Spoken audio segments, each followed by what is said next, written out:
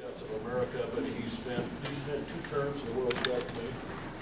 2 terms of the World Scout Committee. He's been involved there. He's been contingent head for jamborees. He's been involved in jamborees. We were in Sweden together, and we were in Japan together under some unbelievably hilarious that we can laugh about now situations. But he has a very rich background, but the most important thing for him is the individual leaders and the rising generation, the individual boy, the individual girl that is there. So I think you're up for a wonderful 30 minutes now as he opens the time. So Dan, you'll turn the time to you.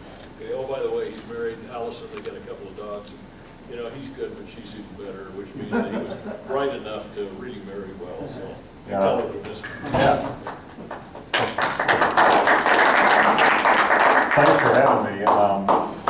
And I thought I would just tell you a little bit about me more than Charles. And then I thought we'd just kind of open it up and kind of talk about different things that are going on with Scouts. I know y'all talked with, is the mic too loud or is it okay? It's good. Okay. It's good.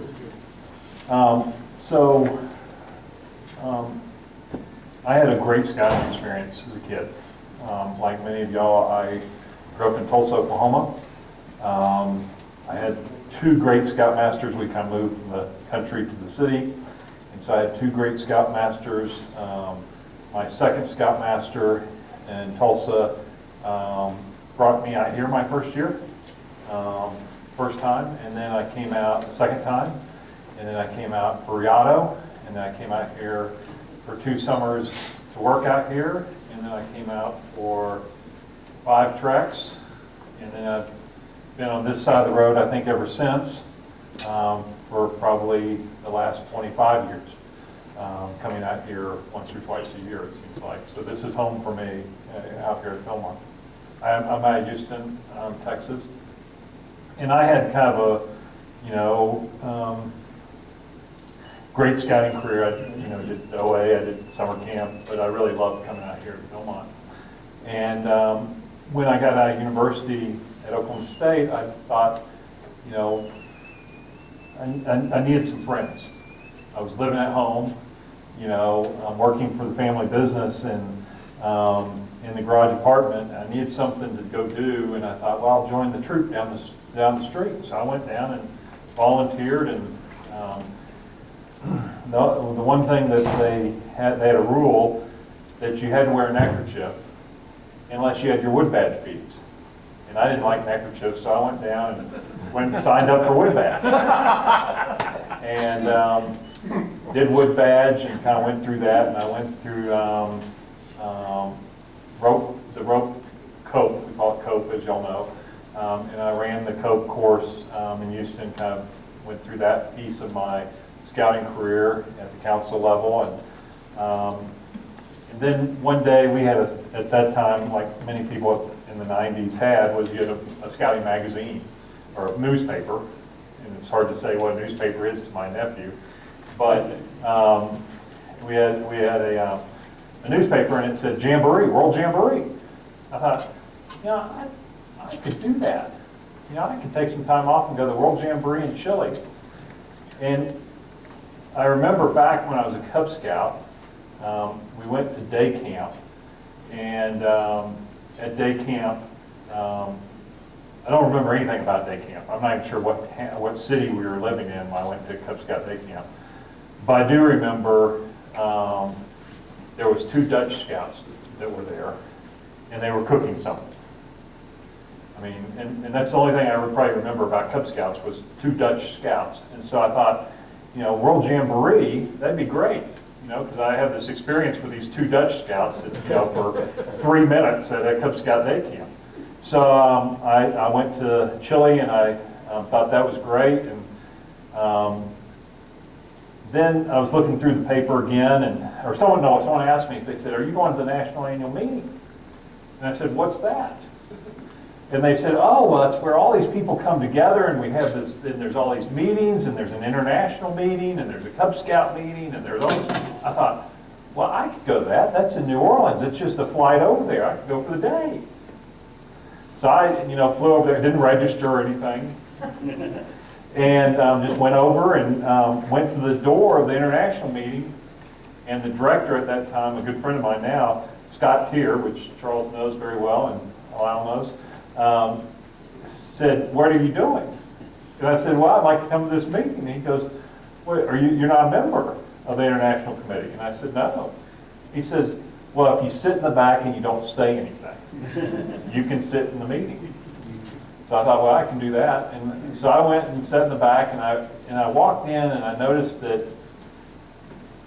you know, and this is probably my impression at that time was, you know, you kind of did the troop stuff, and then you kind of did you went through Cub Scouts with your kid, and then you went through the troop with your kid, and then you went to the district, and then you went to the council, and then you went to national, and then when you're 150, you went to international. So I went into this meeting, in the international meeting, and you know, about a third of the people weren't there because they were sick, unfortunately, in the hospital. And then about a third of them were in wheelchairs or had oxygen machines. And I kind of thought to myself, you know, if I just keep coming to this meeting, I could be on this committee. Or you'll look like them. Yeah. And so I kept going to the meeting, and you know, now you can see where you get if you just keep going to the meeting. You become the chair of the whole thing. So I've had a great scouting career. I've done international for 20 years, and as Charles said, I was on the international board, World Scout Committee for six years, which were the 6 longest years of my life, I thought. And I was the head of the finance committee and helped move the World Bureau from Geneva to Kuala Lumpur. And then I was the vice chair for 3 years after that. And got to experience things. And then Wayne Perry, who's kind of a mentor, said that, you know, you've done such a great job on the World Committee, we'd like you to come to the National Executive Committee and be the International Commissioner, and I did that. And then we had reached, and Charles was there, we restructured everything at the national level, and we were going to make the Executive Committee from 24 people to 12 people, which made a lot of sense. And the International Commissioner had a spot on the, you know, the National Executive Committee of 24, but it wasn't going to have a spot on the 12. So my spot was going to disappear, and I was going to go on the National Executive Board, which was fine. And so I got a message from Bob Gates, who was the head of the nomination committee, one day, and he wanted to talk to me on Monday afternoon. I said, sure. And so that weekend I thought, well, you know, I never talked to Dr. Gates. I thought, well, I better have whatever I need to say, or at least have some things prepared. I don't know what he wants to talk to me about, but it's really nice of him to, you know, call me to kick me off the committee, you know. And so I went to the office that weekend. I wrote down 3 things. I said, you know, 1, thank him for, you know, been a great experience being on the National Executive Committee. Number 1 was don't be funny. I thought, well, he's not a funny guy, so let's just not be funny.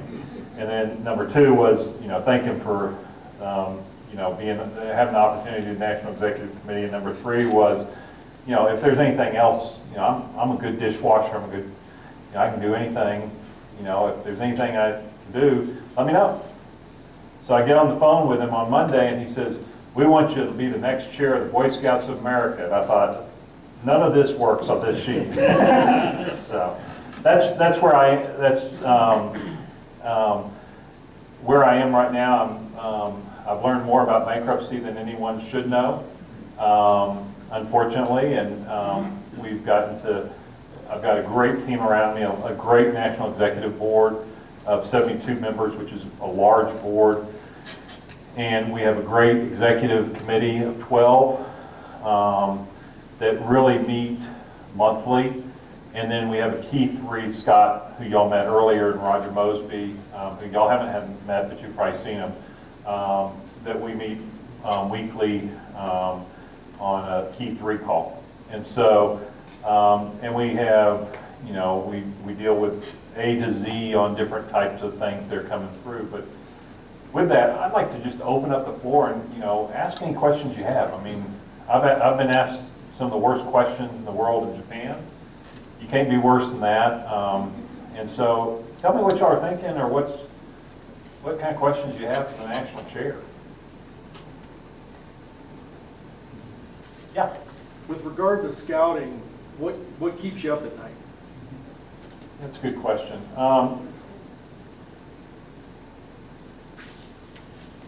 Lately, what keeps me up at night is we have 250 summer camps going on, and we probably have 250 gun ranges. And the last thing we need is a gun incident at a range. And I'm just being transparent that, not that we would, that we don't do it safely and do it everything we can, but that's the last thing anyone would want, happen. And just in the realm of things that are going on in today's world. So that's kind of, I'm worried about bankruptcy some days. I'm not worried about it some days. But I think we've got some divine intervention that will happen. And I think that scouting is here to stay. And if it went, we've gone through some, as you can imagine, being in the rut of bankruptcy every day, every hour, thinking through different pieces of it. Some days are good and some days are bad. And you think of what happened to scouting during World War II and even in the Soviet eras in countries, and how scouting survived in basements and everything else. Boy Scouts of America will survive. We'll look different as we come out, but we will survive. It's a great program, and that's why we're all here. It did stuff to us. It did stuff for our kids. It did stuff for their neighbors. It's a great program. It's going to change, and that's okay. Things change. So hopefully I answered your question pretty good.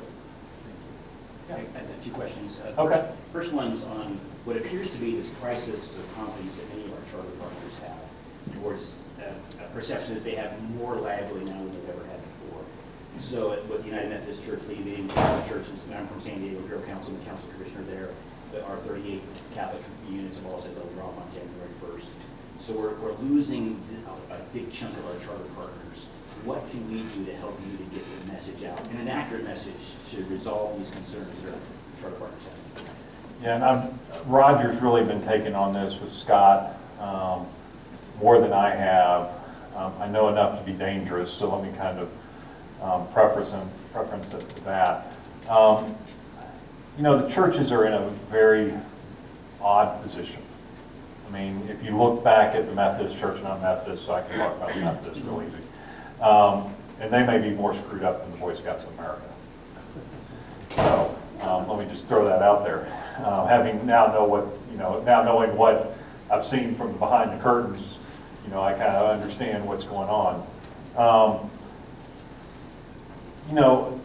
It's all about who chooses the leaders and kind of what the liability around that is. And for years, they wanted a part in choosing leaders. Probably for years, no one knew what was going on, and they signed a piece of paper, and now they have liability.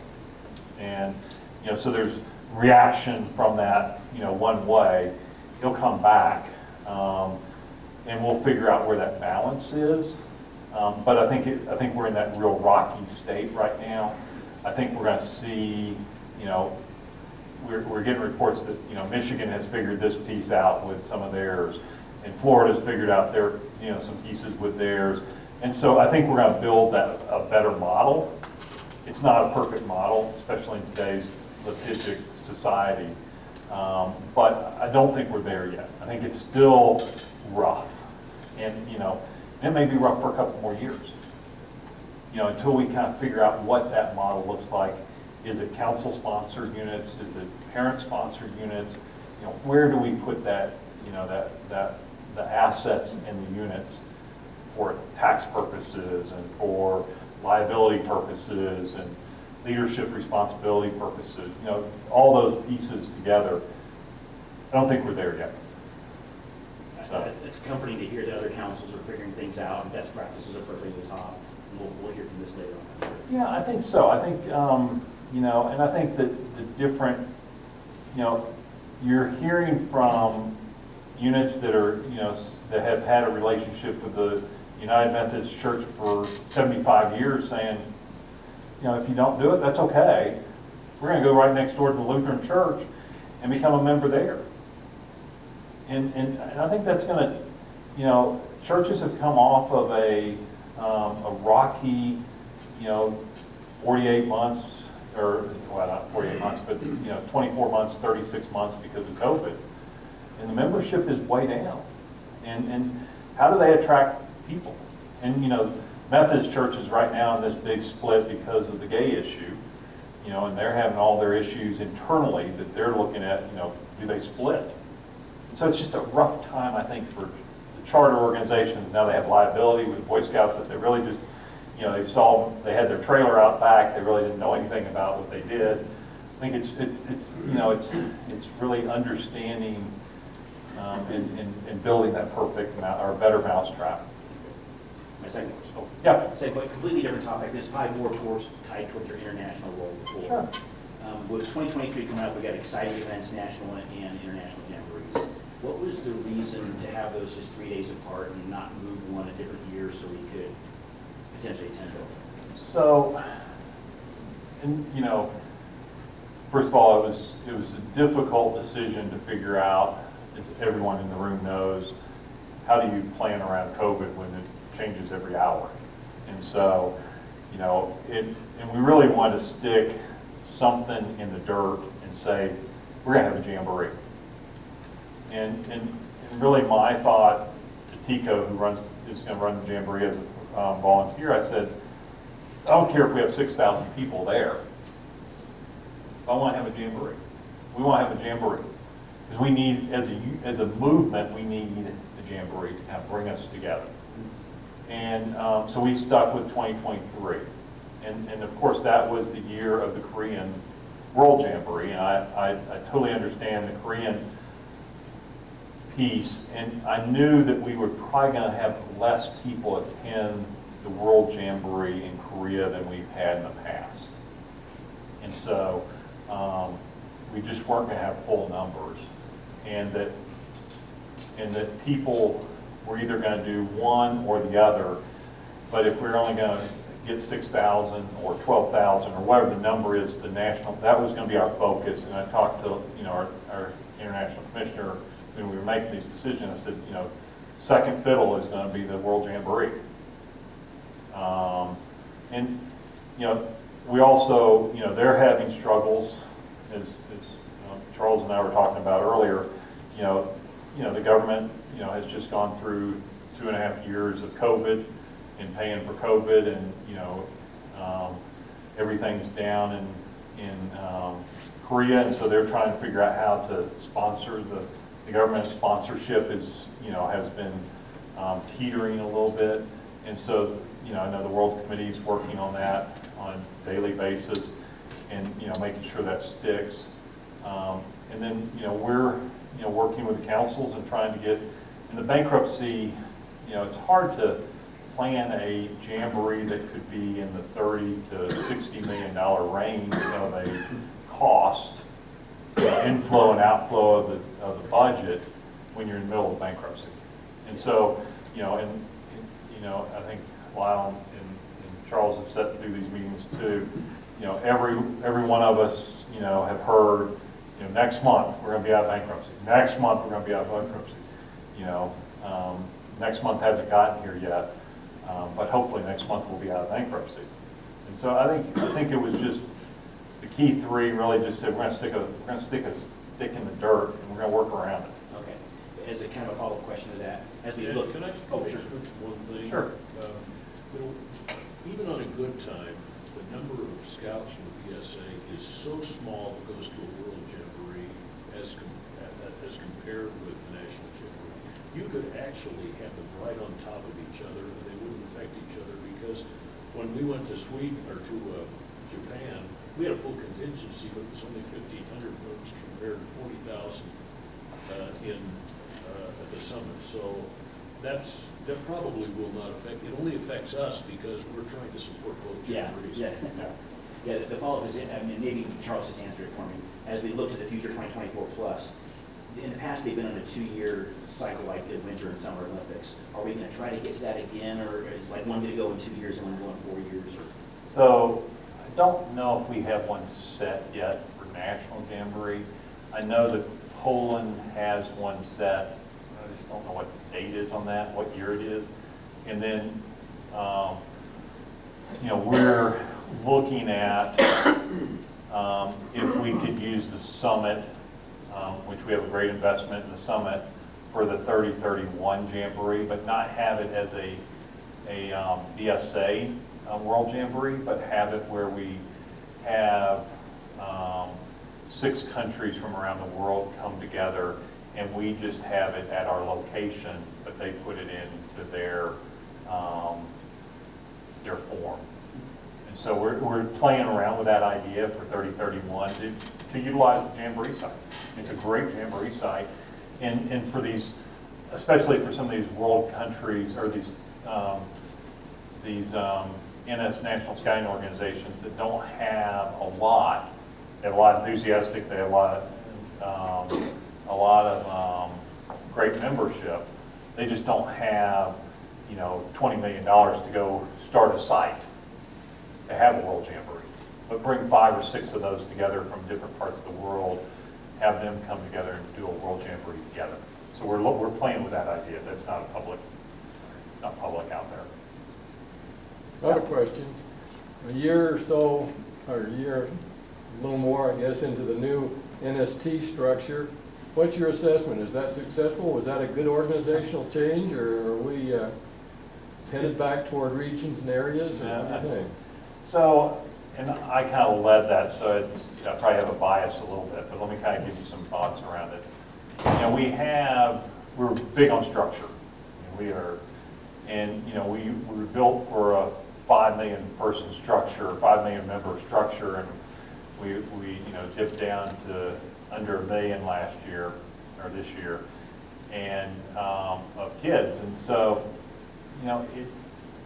for me, kind of being here to the unit leader, there was a lot of different layers,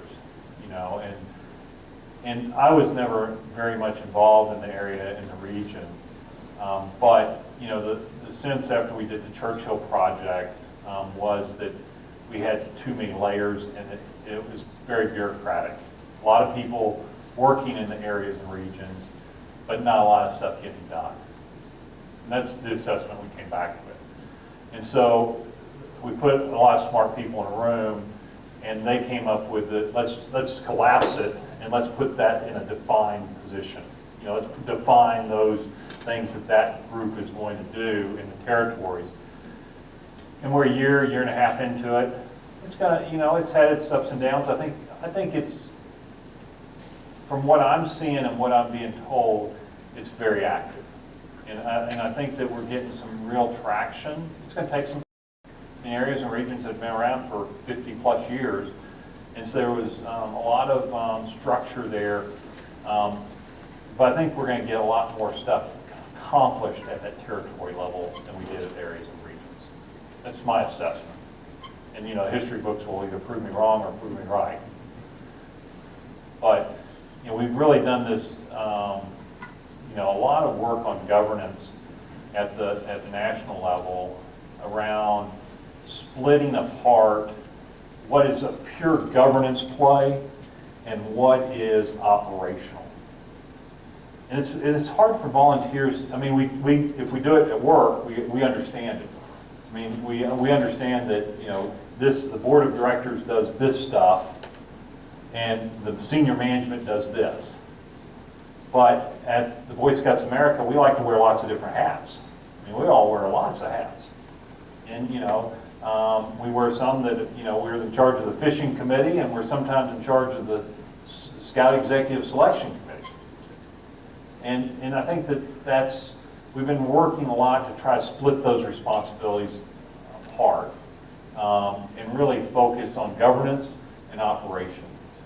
And so that's something, and we see that kind of rolling, we're trying to perfect it national, we see that kind of rolling down and start to work into the locals, councils. So, don't know what to tell you. I think the territories are going to work. I think it collapses 2 layers into one. And I think it helps bring ideas, flush up ideas that, maybe in Cedar Rapids, they're using daycare, they're using their Cub Scout camp for daycare during the off weeks, and that's going to, Tampa, Florida, it's going to work in Tampa, Florida. I think you see a lot more bubbling of ideas up and spread them across the different areas. Questions? Yeah? You mentioned that as we come out of bankruptcy, that scouting is going to look a little bit different. What are some of those ways that you see it looking a little bit different? And what do you see the membership in maybe 5 or 10 years? Yeah, so we're going to be lean. Boy Scouts of America, before bankruptcy, we had a lot of money. Let's face it, we had a lot of money. I'm not sure if we were always the wisest people in utilizing it.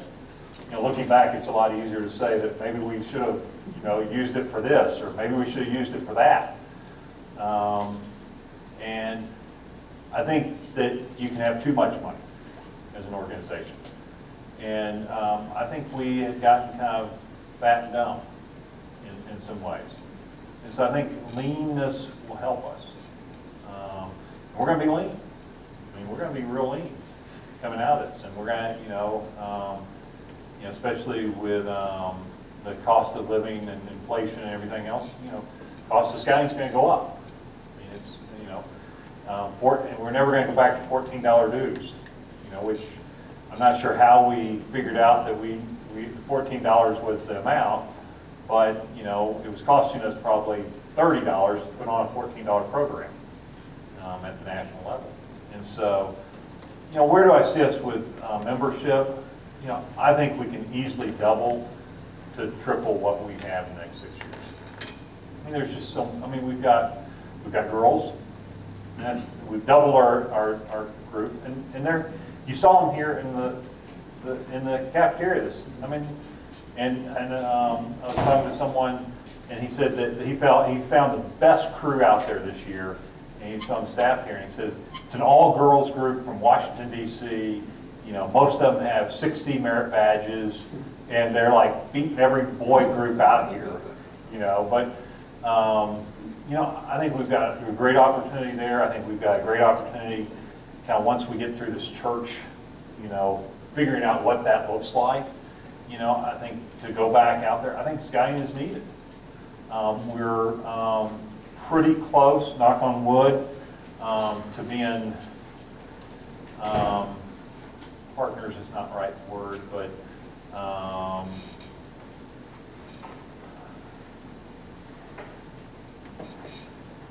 being friends may be a little bit strong, but with the GSUSA. So we're looking at pretty soon, knock on wood, that we're going to be back in a relationship with our sister organization, with Girl Scouts. And, we both have a great organization. And we've had some difficulties, of course, in the last 5, 10 years. And if you go back in history, probably the last 100 years, the Girl Scouts. But, they have a great program. We want them to do good. We want us to do good. There's plenty of kids for both of us to have. And so I think we're working hard to repair that relationship at a national level. There's a lot of local levels that it's a great relationship. But at the national level, it's been bad since 1920. So. Do you see a lot of the previously held professional positions and a lot of that heavy lifting switching over to the volunteer side? Yeah. I think that, if you look at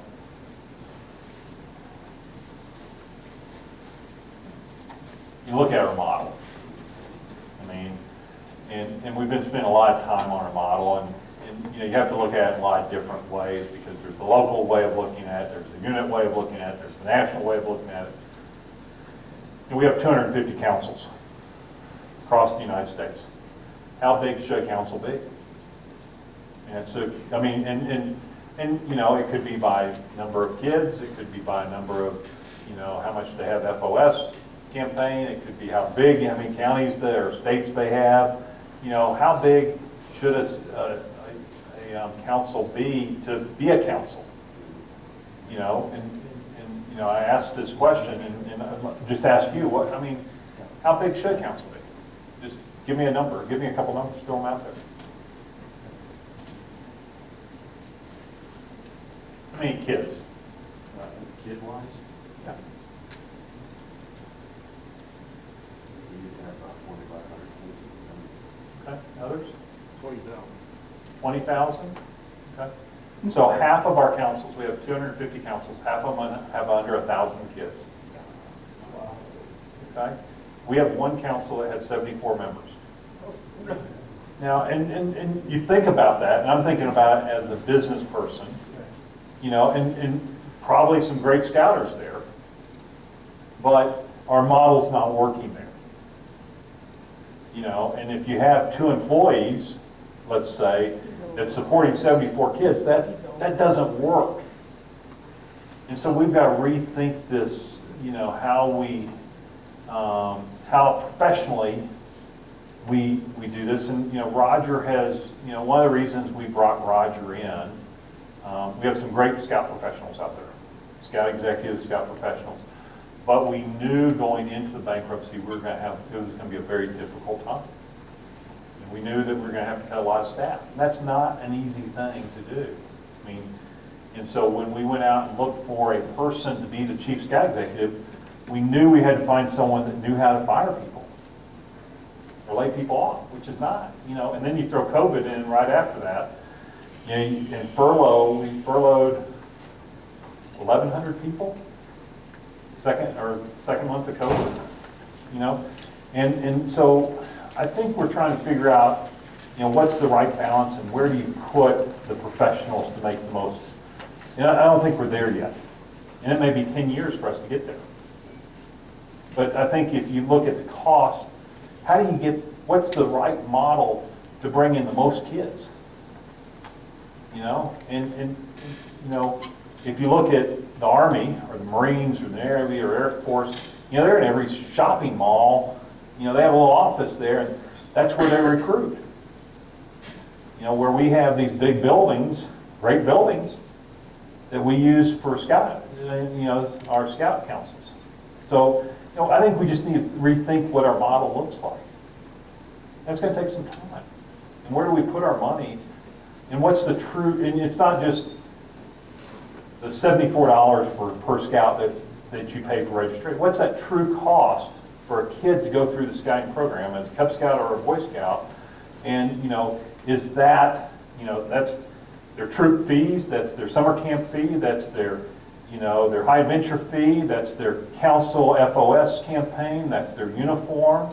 What is that true cost, and how do we make that affordable for most, and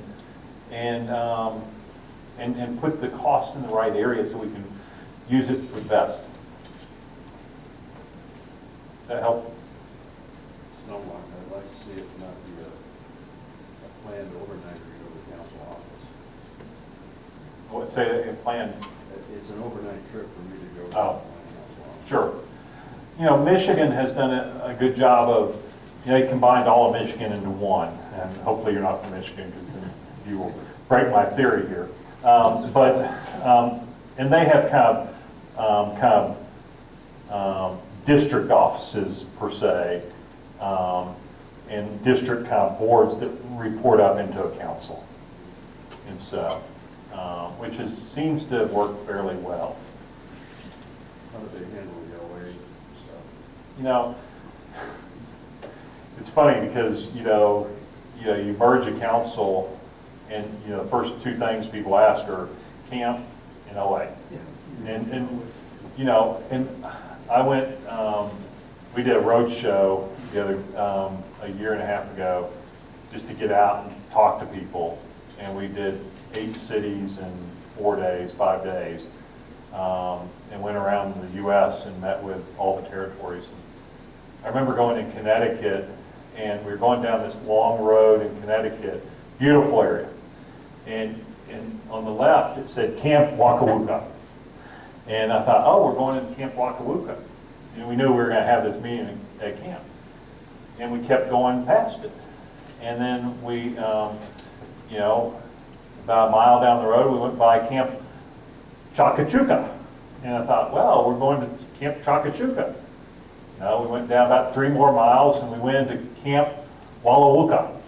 I'm making these names up. And 3 council camps right in a row. Great camps, probably, and, you know, grandparents went there, and parents went there, and they had great experience. But if you think about it in a business sense, it doesn't make a lot of sense to have 3 camps in a row, probably that are working 2 weeks a year for summer camp, where you could have 1 great camp for all those. I think it's rethinking some of that. Yeah, Mike? And most of us have been through financial crises in the past. And one thing we know is that things never go back to the way they used to be. We get better after every crisis. We get more efficient, we get more productive, we get more thoughtful. Change is difficult, but catastrophes like we're going through now make change easier. So I think all of us just need to be flexible and say, we got a chance to create a really powerful next 100 years for Scouting. I think that's great. Yeah.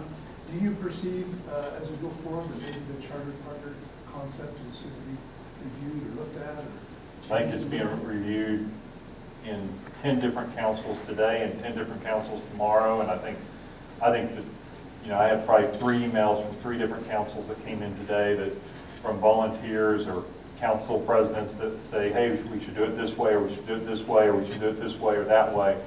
And I think we're going to find what the kind of magic sauce is, and it may be magic sauce that works in this territory or with this church, and one magic sauce that works with this territory or this church. I mean, at the end of the day, what we want to do as a business, and I think of this as a business because I'm on the governance side, you know, and I've had to remove myself from the kids side of it, which I like, but on the governance side is, you know, how do you run the business of scouting? And it's a business. I mean, we have, you know, 4,000 employees. We have a pension. We have families that count on us. You know, it's a business, and we've got to make it, you know, survive the next 100 years. So you mentioned about the trajectory that over the next 6 years, if you can maybe 2 or 3 times grow. That is fantastic news. What other good news about in Scouting, recent really good news that helps put a smile on your face and help you sleep at night?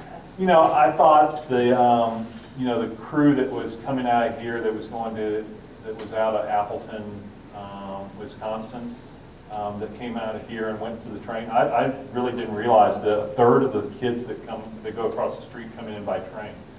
And you know, they did what they were supposed to do. I mean, there was an accident on the train, and you know, they helped people out. I mean, that's what Scouts do. I mean, isn't that a great story? I mean, it's just you know, it's something that you really feel like, you know, that's what we're here for. Just prepare young people for, you know, make great decisions. And you know, those are the great stories. You know, Roger and Scott and I, you know, we got to sign, the best thing we've done is that we got to sign the 1,400 girls that became Eagle Scouts certificates. And we individually signed those. I mean, usually they have some machine that they put them through and they sign our names.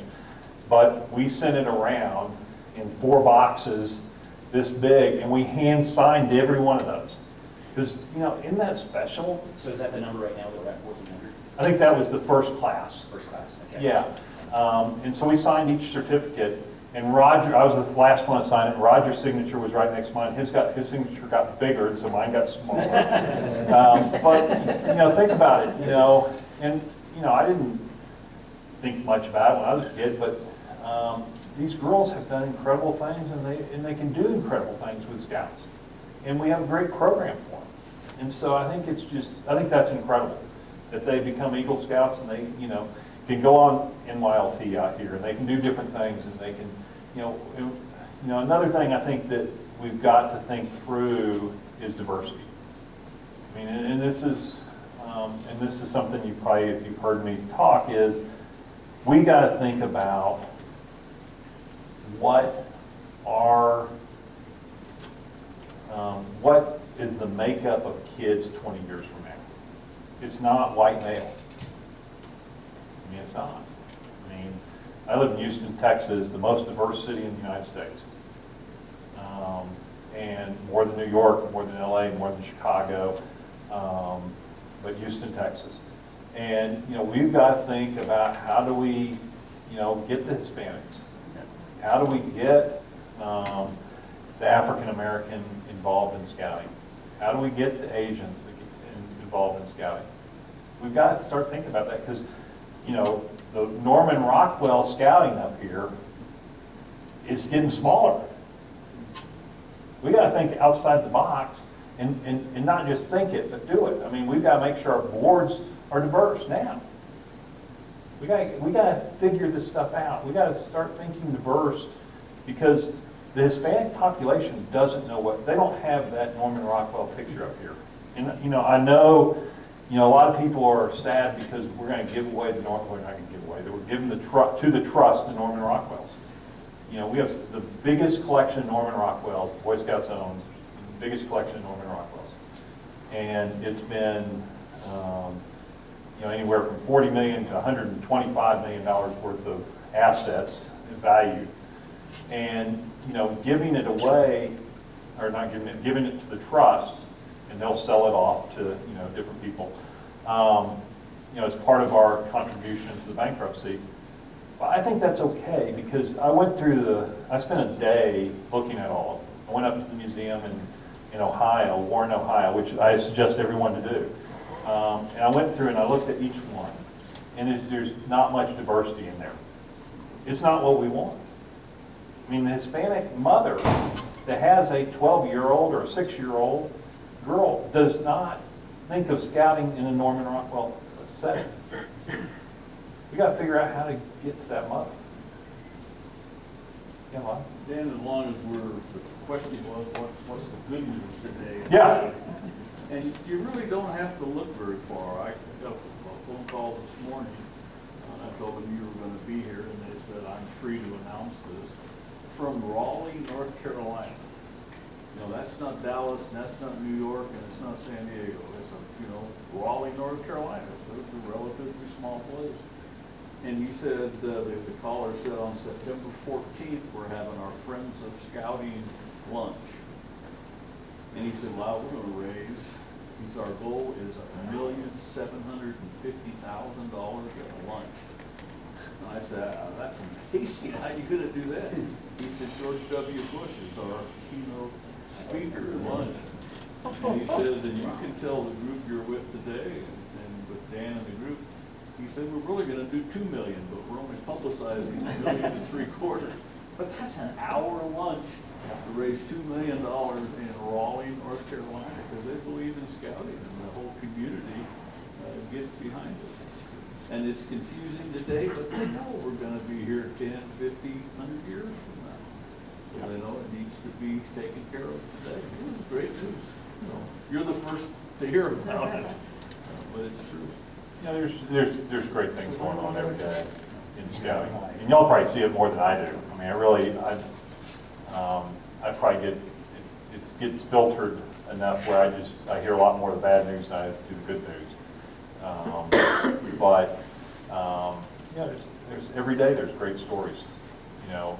We need to get more of those published and out there because it's a great program. Growing it is going to be key. I mean, coming out of bankruptcy, we're going to need to grow the program. It's a shame that only 1% of the kids don't only get to, 1% get a chance to go to Philmont. Every kid should get to go to Philmont. Great place. Other questions? Philmont, this may already be figured out and resolved, but I remember a few years ago that Philmont was mortgaged to help with the bankruptcy and the lawsuit. Is it all figured out now, or what's the? Yeah, so it was really for, if you look back at it, we look really smart, and I'm not sure if we were really smart, but, you know, I think that Roger, Scott, and I, the key three, had a discussion early on in the bankruptcy, and we basically said, you know, and Scott probably didn't understand this, but Roger and I surely did. You know, in the Alamo, there was a line. There was a line drawn in the sand at the Alamo, and our Alamo was here. We were not going to give up Philmont. And so, you know, we had made that decision early on. You know, that was our line. And so, you know, we had done some stuff to try to protect the assets, and mortgaging it helped us in the long run. You know, if you think back, you know, and people debate this like debating territories, you know, was the summit the right decision to make? You know, in 2007 or 2008 when we made that decision, you know, we at that point didn't have all these lawsuits. We hadn't lost the case in Oregon. You know, we had plenty of money. We could have bought everything, you know, with cash, or we could get these, you know, low interest rates through the county, you know, through the county, I guess, the state, through J.P. Morgan, and approved by the county, I guess. And we went that direction. And we need a home for the World or the National Jamboree. And so, you know, we made a decision as an organization to go directionally. And, you know, if you look back now, would you have made the same decision? Maybe, maybe not. But, you know, we have 4 great sites nationally. We have 900 sites. You know, we need to pare some of that down at the local level. You know, because we don't need 3 camps on the same road in Connecticut. Because there's opportunities to share those sites. So, other questions? Welcome. No more questions? We'll wore you out? So what I'm going to do for fun, I don't get to do a lot of fun things, but we are this afternoon going to the top of the tooth. My nephew and I and Bill Wallace and some staffers and Joe Zerkman are going to hike up the tooth tonight, and we're going to be there in the morning, early in the morning, ready with pancakes for everyone that goes across the tooth. And for 2 days, we're going to be up there. We're going to come back Sunday afternoon, and we're going to cook pancakes for everyone that goes across the tooth. So it's going to be pancakes with a chair on the tooth. And Joe is in the back. He just walked in. Joe is our general counsel, so it's good that I'm finishing my speech as the general counsel is coming.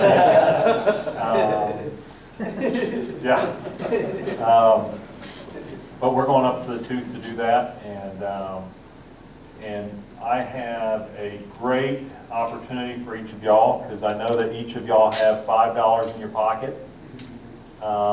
And I have some extra patches, and these are very limited, and all you have to do is give Lyle or Charles your $5, and you can have a limited patch that has,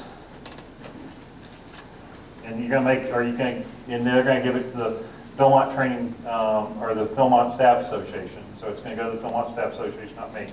But it's got the tooth, and it's got a chair, and it's got pancakes. And this is going to be a collector's item. Okay, so $5, and you give your money to Charles, and he's going to give it to the Philmont Staff Association, and you're going to get a fancy patch like this that you're not going to have to hike the tooth to get, which is worth the $5. Actually, I'm not trustworthy. Give it to Roma. Okay. Roma's more trustworthy than I am. Great. Thanks, everyone. You know, before everybody leaves, before